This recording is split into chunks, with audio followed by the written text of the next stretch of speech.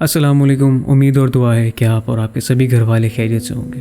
आज के हमारे जिन स्टोरीज़ के एपिसोड में हमारे पास 3 इंतहाई दिलचस्प और दिल दहला देने वाली जिन स्टोरीज़ हैं कि जिन्हें सुन के आपके औसान ख़ता हो सकते हैं। इससे पहले कि हम अपनी कहानी की तरफ बढ़ें, डोंट फॉरगेट कि आज की वीडियोज़ का लाइक टारगेट 1000 लाइक्स है। तो आइए बढ़ते हैं अपनी कहानियों की तरफ।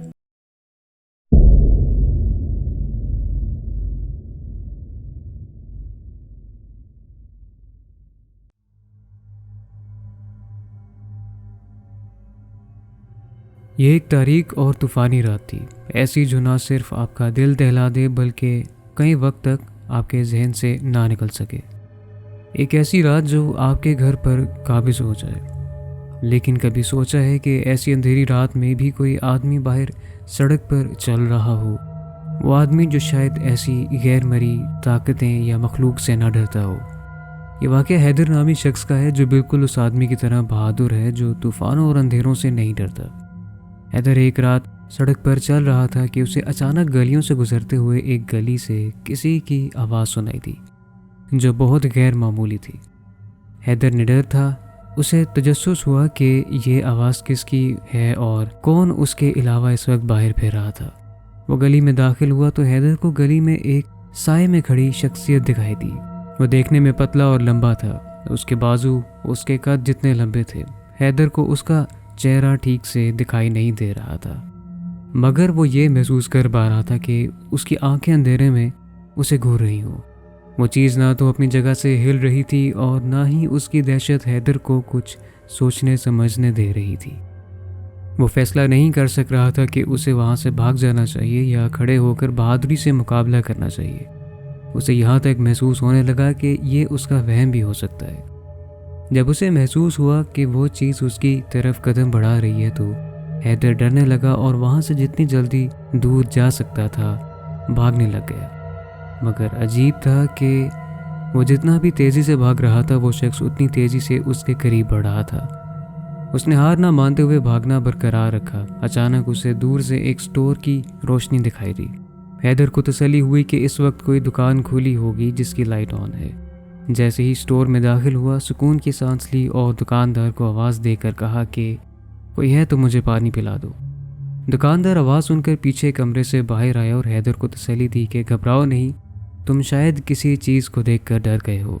उसे पानी दिया और पूछा कि आखिर क्या हुआ है, जिस पर हैदर ने बताया कि उसे एक शख्स दिखाई दिया जो उसका पीछा कर रहा था। ये सुनकर वो दुकानदार हंस पड़ा कि अरे तुम शायद उस साए की बात कर रहे हो। वो ये सुनकर बहुत हैरान हुआ कि ये साया कौन है। दुकानदार ने बताया कि इस साए को बहुत दफ़ा यहाँ की अंधेरी रातों में देखा जा चुका है। ये साया इंसानों में कोई दिलचस्पी नहीं रखता बल्कि बस देखने में खौफनाक है। उसने आज तक किसी को नुकसान नहीं पहुँचाया, लेकिन आप उसे देखें तो बस उसे फासला कायम रखें और अपना ध्यान रखें। हैदर को ये बातें सुनकर काफ़ी तसल्ली हुई। उसने सोचा कि अब उसे घर के लिए निकलना चाहिए। वो बाहर सड़क पर आ गया। भले ही ये तसल्ली होने के बावजूद कि वो साया बेज़रर है, उसे वो खौफनाक मंजर भुलाना मुश्किल हो रहा था। वो खामोशी से अपने रास्ते चलता रहा कि अचानक घर के करीब उसे दोबारा वही साया दिखाई दिया। हैदर काफ़ी घबरा गया कि इस बार वो ये जानता था कि ये साया कोई नुकसान नहीं पहुंचाएगा। अभी वो खुद को संभाल ही रहा था कि अचानक तेज़ बारिश होने लगी। उसने आसमान की तरफ देखा तो बारिश के कतरे उसे तेज़ कांटों की तरह महसूस हुए। जैसे ही उसने अपना सर नीचे किया तो जो मंजर हैदर को दिखाई दिया वो पहले से भी ज़्यादा खौफनाक था। वो साया उसके चेहरे के बिल्कुल सामने था, यहाँ तक कि हैदर महसूस कर सकता था कि उस साए से तपिश निकल रही हो। हैदर अपने होश खोने लगा था कि इतने में एक गाड़ी तेज़ रफ्तार से उन दोनों की तरफ बढ़ी। हेडलाइट्स जैसे ही उस साए पर पड़ी तो वो गायब हो गया, मानो जैसे वो रोशनी से डरता हो। हैदर ने जान बचाई और घर आ गया। दोबारा कभी रात के उस पहर वो बाहर नहीं निकला।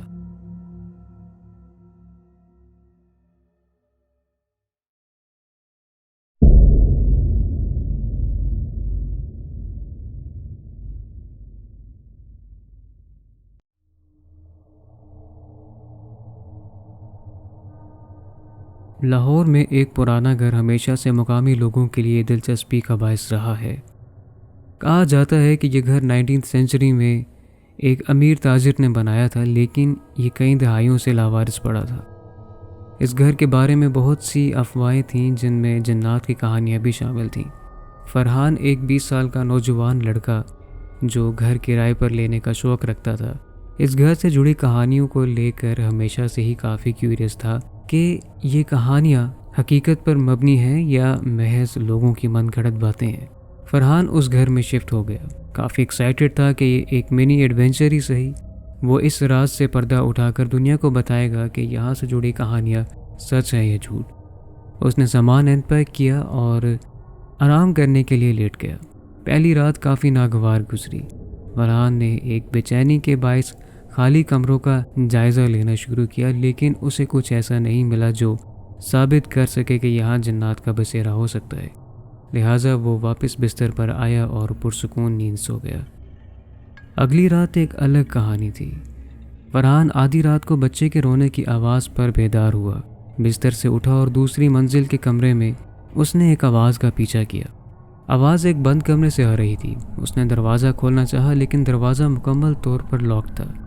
उसने दरवाज़ा तोड़ने की कोशिश की, लेकिन मेहनत बेकार लगती दिखाई दी। अभी वो इन कोशिशों में था कि वो किसी तरह दरवाज़ा खोल जाए कि इतने में रोने की आवाज़ आना बंद हो गई। कमरे से ज़ोरदार आवाज़ आई, जिस पर फरहान के औसान खता हो गए और वो डर कर नीचे आ गया। उसने फैसला किया कि अब वो यहाँ मज़ीद नहीं रुकेगा। घर से जाने लगा तो देखा कि बाहर सहन में एक बूढ़ी औरत बैठी है। वो सफ़ेद शलवार कमीज़ में मलबूस थी और उसके चेहरे पर उदासी के आसार थे। फरहान उसके पास गया तो उसने ज़ोर से चिल्लाना शुरू कर दिया कि ये घर मनहूस है। ये घर एक कदीम कब्रिस्तान के खंडरात पर बनाया गया था। फरहान ने उससे पूछा कि आखिर वो ये सब कैसे जानती है, जिस पर उस औरत ने उस आदमी के बारे में बताया जिसने 19वीं सेंचुरी में ये घर अपने जुल्म की निशानी के तौर पर बनवाया था। वो बहुत जालिम था। उसने अपने गाहक के साथ बहुत धोखे से पैसे कमाए और अपने बंदों से गलत काम करने पर उनको मजबूर किया। उसने मरने से पहले ज़बरदस्ती कब्रिस्तान पर यह घर बनवाया। उसकी मनहूसियत है जो यहाँ किसी को बसने नहीं देती। उस औरत ने फरहान को यह भी बताया कि यहाँ बच्चे के रोने की आवाज़ें आती हैं, जिसे नाजायज़ तौर पर मारा गया था, जिस पर फरहान को कुछ देर पहले हुआ वाक़या याद आ गया और उसके रोंगटे खड़े हो गए। फरहान ये सुनकर वहाँ से भाग गया। वो सारी रात इस खौफ से कांपता रहा। वो जिन्नात पर यकीन नहीं रखता था, मगर इन वाक़यात ने उसे हैरान कर दिया था। फरहान के लिए ये एडवेंचर कम और एक खौफनाक एक्सपीरियंस ज़्यादा हो गया था। बहुत अरसे उसने ये सब भुलाने की कोशिश की, मगर ये सब जैसे उस पर तारी हो गया था। फरहान को ये बात बेचैन कर रही थी कि वो किसी तरह उस घर को उस सब सिलसिले से आज़ाद कर दे। फरहान और उसके कुछ दोस्त दोबारा उस घर के लिए निकले। वहाँ पहुँचते ही उन्हें तहखाने से चीखने की आवाज़ें आई, जिस पर पहले वो सब बहुत घबराए, मगर अपना मकसद ना भूलते हुए सब ने ऊंची आवाज़ में कहा कि तुम जो भी हो यहाँ आओ, हम तुम्हारी मदद के लिए आए हैं। ये आवाज़ सुनकर वो शोर आना बंद हो गया। वो सब कमरे में गए और सो गए। सुबह उठे तो देखा कि मेज़ पर एक पेपर पड़ा है जिस पर कुछ ऐसी ज़ुबान लिखी थी जो उन सब की समझ से बाहर थी। उन सब ने उस औरत को तलाश करना शुरू किया जिसे इस घर से जुड़े वाक़यात की सारी समझ थी। रात के एक पहर जब उन्हें बाहर से बोलने की आवाज़ आई तो फरहान समझ गया कि बाहर वही औरत है। वो सब बाहर आए और वो ख़तनुमा कागज़ उसे दिया। वो औरत उस ज़ुबान से वाकिफ़ थी। उसने बताया कि वो चाहता है कि जो जुल्म उसने किए हैं उसे उसकी माफ़ी मिल जाए ताकि वो सुकून में आ जाए। फरहान नहीं जानता था कि कैसे ये किया जा सकता है। उन्होंने उस घर में कुछ कलाम वगैरह पढ़ा और उसके बाद यही फ़ैसला किया कि इस घर को छोड़ देना ही बेहतर है, और उसके बाद वो लोग या कोई भी दोबारा उस घर की तरफ नहीं गया।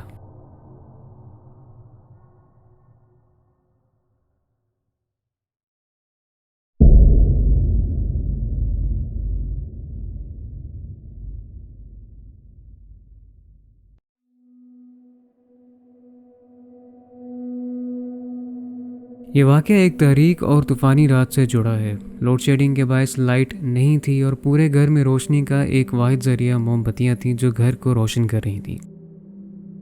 सलमान और उसका ख़ानदान शहर के मज़ाफ़ात में वाक़या एक पुराने घर में शिफ्ट हुआ था। ये घर एक वसी और अरेज़ जगह पर तामीर हुआ था। उस घर की दीवारों पर बहुत बारीकी और ख़ूबसूरती से काम हुआ था। जो उस घर के खास होने की निशानियों में से एक निशानी भी थी। उस रात जब सब आराम करने अपने बिस्तर पर गए तो बेसमेंट से कुछ आवाज़ें आईं जिसने सबकी रात की नींद खराब कर दी। यूं लगता था जैसे कोई बहुत तेज़ी से नीचे चल रहा है और कभी कभार हंसने की आवाज़ें भी आ रही थी। सलमान और उसका छोटा भाई मोमबत्तियां हाथ में लिए तहकीक करने नीचे गए। जब सीढ़ियां उतरे तो दिल की धड़कनें इतनी तेज़ थीं कि खामोशी में भी सुनी जा सकती थी। जब नीचे पहुंचे तो देखा कि सामने एक इंसान खड़ा है जो दिखने में एक आम इंसान जैसा बिल्कुल नहीं था। वो दोनों भाई डर कर पीछे हटने लगे तो एक पत्थर से ठोकर खाकर गिर गए।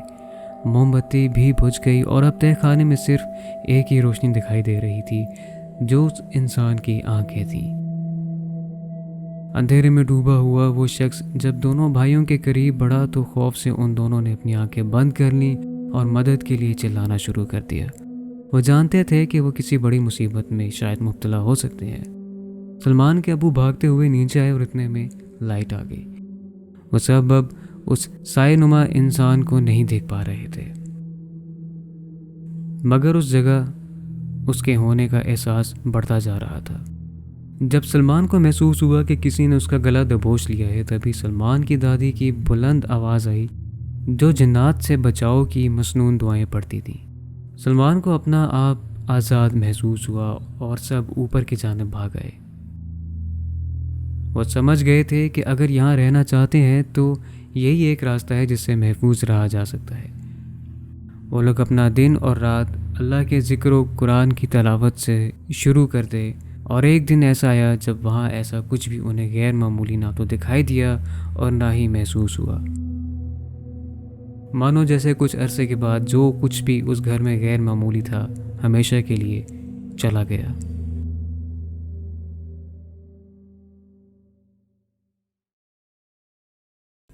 उम्मीद है कि आपको आज का एपिसोड पसंद आया होगा, और अगर आपको पसंद आया है तो don't forget to like, subscribe and tap the bell notification because you never know what's coming. मिलते हैं आपसे अगले एपिसोड में, तब तक के लिए फी अमान अल्लाह।